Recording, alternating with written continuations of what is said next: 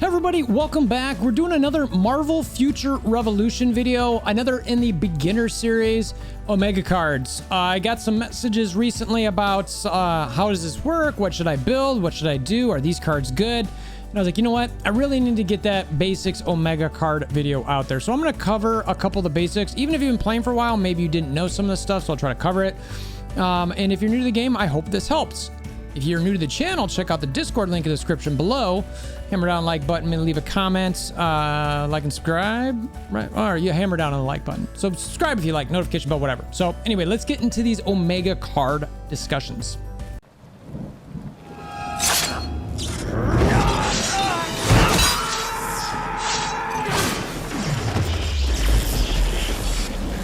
Bring me WolverThor!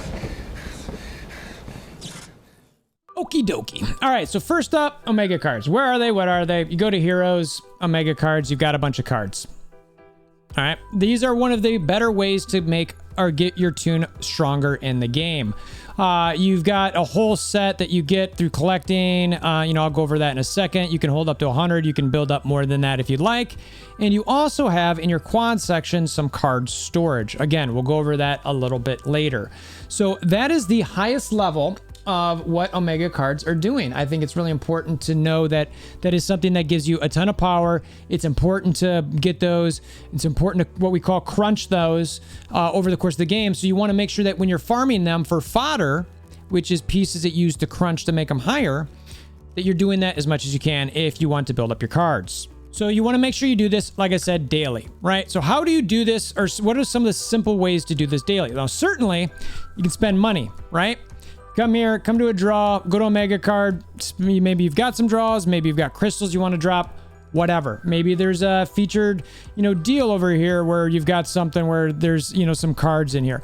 Whatever it might be in this situation, I don't think that's necessarily going to work for everybody. So I'm not going to necessarily focus on that. There are, some potential other areas where you might be able to get, Omega point or Omega War points. Friendship store doesn't have, well, this alpha box, you might be able to get one from there. But anyway, you can get some from some of the cheaper versions of the stores. I wouldn't necessarily go ahead and do that unless you've actually got it. But yeah, that is something that I definitely want to bring up and show, because it is, that might work for somebody, right? Or even, I don't know if it's got in the special tokens here, Omega points, you do have a 4 to 5 Omega card box as well. So you decide if you want to spend the stores, but again, I want to focus on farming. So we've talked about this in some other videos. Most wanted. Operations, most wanted. You go and get these things, right? Now, there's also, if you click on the most wanted tab here, you'll see in the bottom right, a counter. Now, in this counter, every time you kill a most wanted, you got the normal targets and the prime targets. You'll see these normal targets are considered like the Lord of the Crimson Fist, Boris the Silver Bear, and then you've got your primes, which you'll see have this little glowing, skull going around it with a red background. You've got, that's like a Kingpin, an Ultron, and you can click different areas depending where you're at and get different ones. Red Skull, and you can see these guys, so on and so forth. So in the bottom right hand corner, you'll see these numbers 0 out of 7, 0 out of 2. When you start your day at reset, that will say 7 out of 7 and 2 out of 2, right? But that means is you can get 7 normals and 2 primes per day for rewards. These primes will give you Omega card boxes, okay? So the normal ones, as you defeat them, you'll just get it. It'll just, once the normal target dies, you will just, it'll get a pop on your screen, shows you get 1 or 2 cards. Okay, that's it. Great. Rah, rah. Now just go do 7. Sometimes you get 2 cards from them, which is great. As far as I can tell, that's an RNG thing. I don't think it matters how much damage you actually do to the normal target. At least, again, from what I can tell, because I've soloed some and still gotten 1 card, soloed some and gotten 2 cards. The prime target reward, that is different. When you kill prime target rewards, you will see anytime you're doing this, there's going to be like a little prime target, the skull that you're probably used to in this section of the screen, just to the right here, okay? That section, you are going to click on it if you want to see it during a fight, and it's going to rank, how everybody's doing as far as damage. You want to be in the top 3 to be able to get you the best rewards. You will still get some rewards if you're not in the top 3, but they're not as good. Ideally, obviously finish 1 and you will get better items that you want. And again, you can only do that twice per day. So be smart about one, who you're killing and when you're killing them, because little secret for you, right after reset, everyone's typically out killing most wanted. So it means a lot of strong people are probably going to take those top spots as far as damage goes. Now, if you're a lower player and need that help, you might not care. But if you're a middle to a higher player, you will very much care to do that and wait to make sure you can get as high as possible. So that is the primary, in my mind, farming method for being able to get Omega cards. The other way, now this might not work for everybody either, but there is Dark Zone, right? So you can go into Dark Zone and you can kill the normal bosses and the prime targets as well.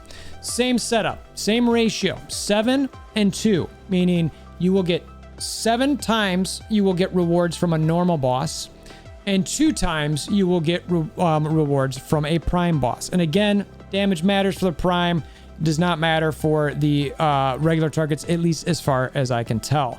So you'll get pop-ups telling you how the rankings are working once you're doing the primes. The regulars, you do not. It'll just be dead. You get credit for it if you hit it. All you do have to do is hit it once, and we'll get into that in a second. Primes, it will be a damage ranking. You want to try to be as high as you can. But Dark Zone, the fun drama section that causes us all to love each other so much. Check out some other videos I did on that. I won't elaborate that here. But there are... it can be hard. This is a PvP zone at the moment. Now, Channel 3 is going to eventually become a PvE only zone. The developers just announced that for the next version of the game. There will be no PvP in that zone. So the other zones are PvP. But regardless, you are going to have to hit bosses. Now, if you're in an alliance and you're in a zone and you can move as a group, great. You're doing what you need to. But if you're not an alliance, or you're in a smaller alliance that maybe isn't organized as well, or maybe they can't, control a zone, or they are not moving in a mass swarm of locusts to different spots and can kill everything on sight, you need to rethink your tactics a little bit. What I did when I was trying to run this zone solo is I jumped on, I called it vulturing. Some people call it leeching. I tried to get ahead of a mass pack of an alliance and tag a boss and get out, meaning get out of the way so they wouldn't kill me. Now, I was a Black Widow, so I could dodge, I could hide, I could stealth, made it a little bit easier. But even if you're a flyer, you can go quickly, hit, and get out. The hardest person that probably has to try to achieve that is Captain America. But he is a little bit faster, so maybe he can get ahead, tap it, get out, put a shield on himself, etc. So there's a way to do it even if you're not in a big alliance, and that would be the recommended way I would do it to make sure that you can get those as much as you can either. And it doesn't even need to be in double points.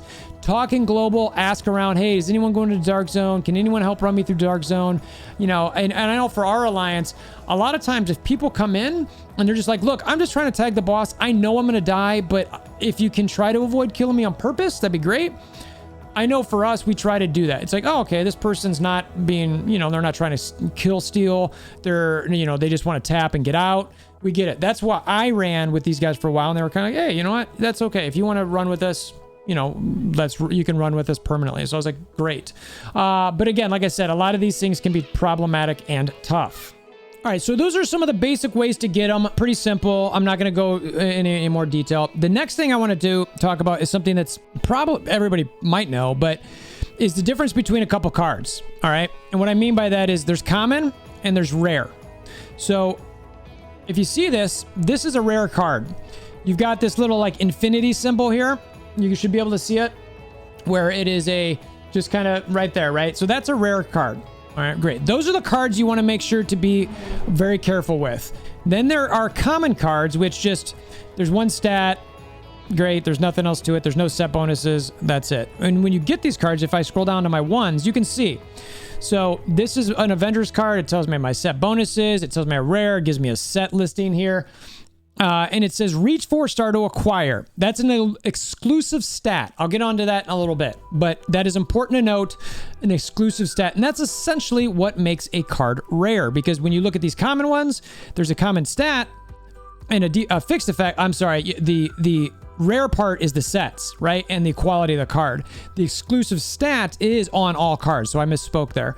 The exclusive stat will always be there, but we don't really care about these for common cards.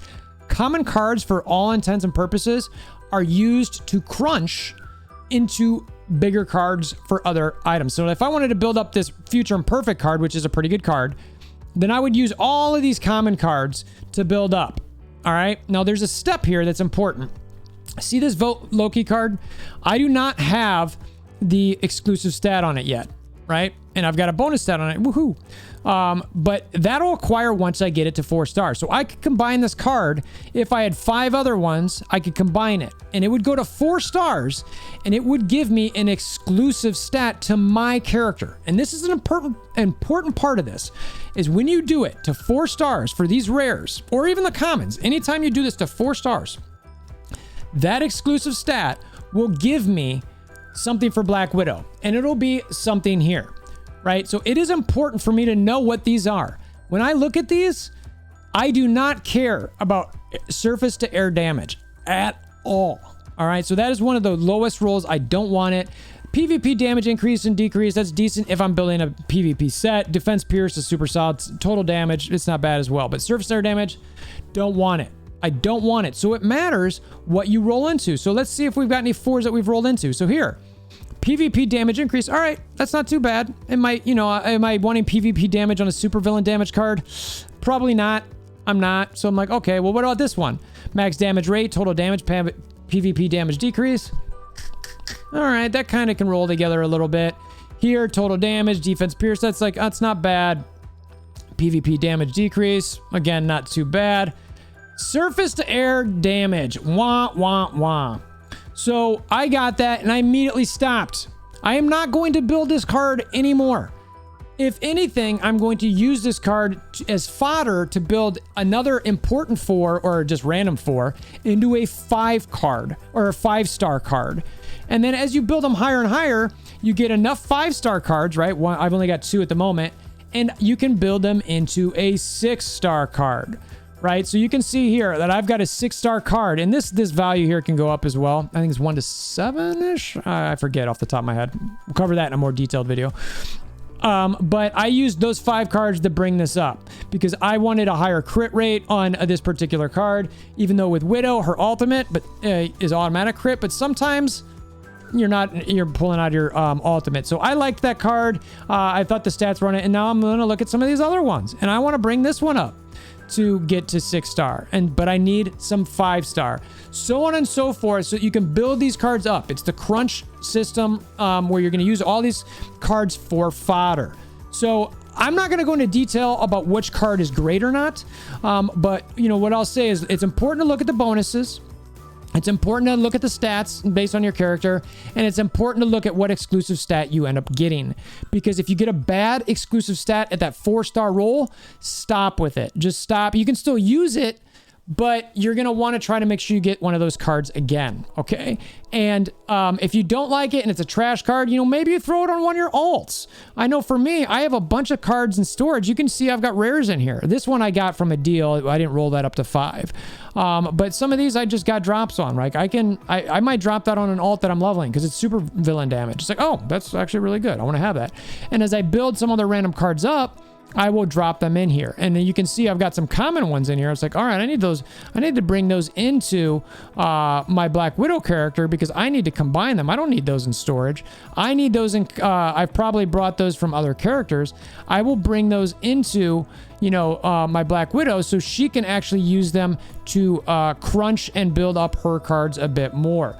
So make sure that you're smart about where you keep the cards. You've got a bunch of storage. You want to use stuff for fodder so that you can build up the right cards to the right level. Now, the question is, all right, you can see on the left-hand side here, I've got a bunch of locks, right? I've got a bunch of locks all over the place. And it's like, and I'll tell you, those are because they're rare. They're rare cards. They automatically lock as soon as you get them into your inventory. Thank you, Netmarble. But you can see I've got some rare over here, right? Now, how did I do that? It's real simple. You might already know this. Just click on the card, click unlock. It hasn't been unlocked. That's slightly annoying. You got to click on again. You can store it. That's it, right? So I'm like, okay, cool. No, maybe I lock it again and it's there. So that's how I got any of my rare cards to be able to move to my card storage and be able to potentially put them on another character, or just allow myself to have more storage space in my actual bag, inventory, whatever you want to call it. So as I'm kind of going through this part, I want to reemphasize again, for your Omega cards, if you do not get a good roll on this exclusive stat, do not build it more. Do not. You cannot change it. You got to be smart. And make sure you're smart about what you unlock and what you leave in your inventory here, right? Because if you go to your own cards and start unlocking a bunch of these, like just say I unlock this, right? And it's like, okay, great, it's unlocked. Well, what can happen then is if I click combine on a 3-star and I have enough in here, and I'll go over this in a second, it's going to use that card to combine. So that's the main reason to lock this, is to make sure that you do not accidentally combine it. So there's a nice feature here. I would recommend using this once you get used to this system, you know, and go here and go, I want to combine this, and I want to click 1, 2, 3, 4, 5, and then click combine, yay. But that takes some time, right? So, you know, and I'll just do it. I just do it. It's great. I get a 2-star card. This is how it works, is you go up. Now, and I could do it again here, or you just, when you're on this screen, you click combine, and it shows I have 26 cards. I can do one at a time, or I can click max. It does all of this 24,000 gold for all of them. I click it. Great. I get 4 2-stars, and it shows me what I got. But it used whatever I had in there. And that's why it's important to make sure that you have the proper cards locked when it's there. Again, combine, 2, max, boom, done. Yay. It's simpler. It's a nice quality of life thing. Is that it? That's all I can do. So I've got 32 cards. I can't build them up anymore, but that is a nice way to be able to combine them. And again, it's important you know what cards you have locked or unlocked so that you do not screw that up. So one of the last things I want to say about this is the set bonuses. Be wise when you're picking these. I'm not going to go through it in detail like I mentioned. It might be better to have 3 sets of 2, or a set of 4 and a set of 1, or maybe a set of 6, right? It just depends. Okay, so this is a Midgardia set 2. Maybe this set of 6 is good, or maybe you just want 2 of these for the attack and then combine it with something else. Okay, so understand that, know your character a little bit. I'm not going to go into detail about what sets are good with what, but know that. Now, actually, one other thing I want to mention, I wanted to bring this up earlier and I forgot. This type of card, there is a special card. There are multiple special cards out there. You can see them up to the top here.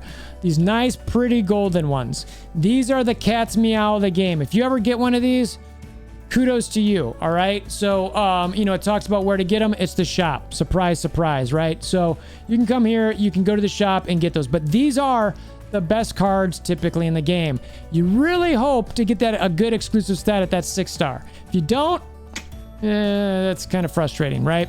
So I did want to mention the specials. These are out here. They're all in it's a Dark Zone 5, Dark Zone 4. So they're kind of, you know, in a couple different spots.